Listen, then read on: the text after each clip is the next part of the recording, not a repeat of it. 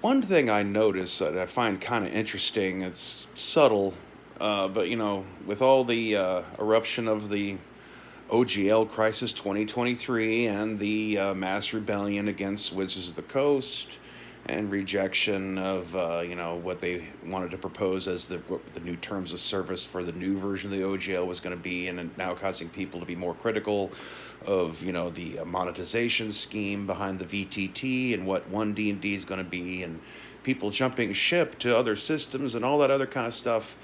I do notice, though, that one of the very last things that Wizards of the Coast had done before this happened seems to have stick. In terms of the amount of YouTubers, and specifically that I see, especially from the larger D&D YouTubers, like Dungeon Craft is probably a good example.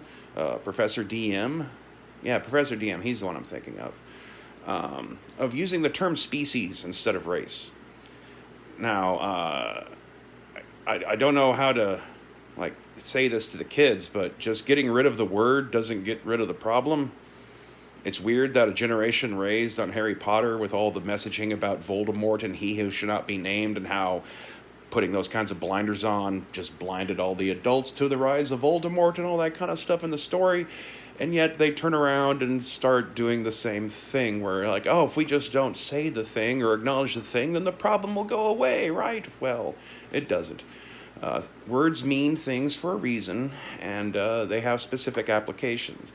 And whereas in large part, a lot of things within D&D that are described as race are better described as species in modern technical parlance.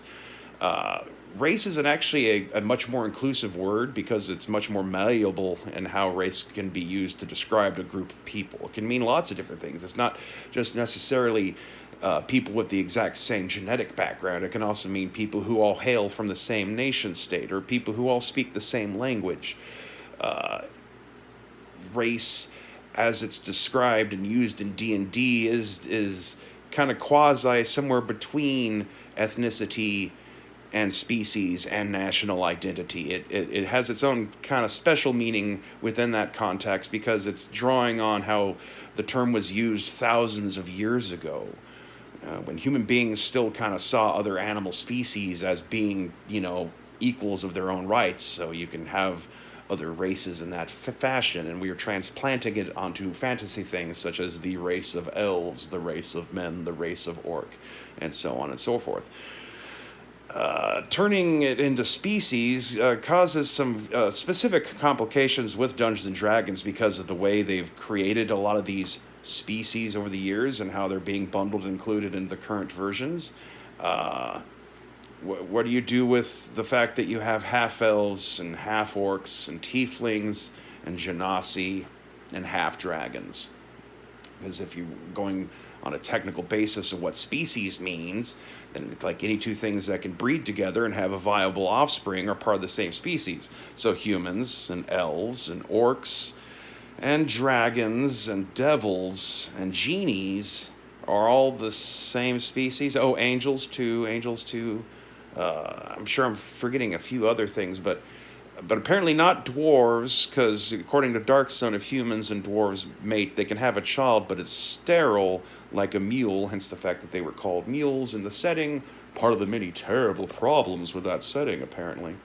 But I don't know. It's just weird how people in the mainstream D&D circles have switched to using the term species so readily, despite the fact that right on the heels of that kind of being the big announcement, everyone then just kind of like have turned on D&D anyway. You got Professor DM telling people how they don't have to, use the apps and stuff, and how all the older versions of the games had, instructions for how to, figure out generically what kind of, target range for numbers and stuff you want to put out. You don't need the apps to tell you what the AC of a thing is if you don't know off the top of your head. You can just make it up using instructions found in the older books, but also referencing those older books where things were still called race, while inserting the word species on top of it artificially from this decision made by people who clearly don't have their heads on right when it comes to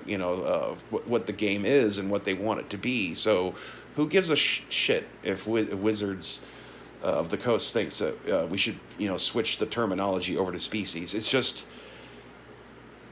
like I said, it's just odd that people have decided to leap onto that because it causes way more problems because the words are just very different and don't just switch back and forth for the same reason why you can't just casually use archetype or ancestry or any of these other things. Race works because race is a very kind of open-ended and subject to personal interpretation kind of term. It's possibly part of why it's always in and of itself generated problems for us because it is kind of a slippery thing to get your hands around, and yet it's something that apparently is very central to human thinking, whether we like it or not. So its presence in the game is not there so that you can create racism and have to experience racism. It's there so you could potentially explore parables about why it's bad and role play through overcoming racial differences and all other sorts of things that apparently our modern divisive politics don't want people to learn. So we'll just switch it to species and I guess just figure out half elves and half orcs and half dragons and genasi and asimar and tieflings are just hybrids or some kind of shit. You maybe should take the half out of their names, because they're not a half elf. They're a hybrid human elf or some sort of shit like that.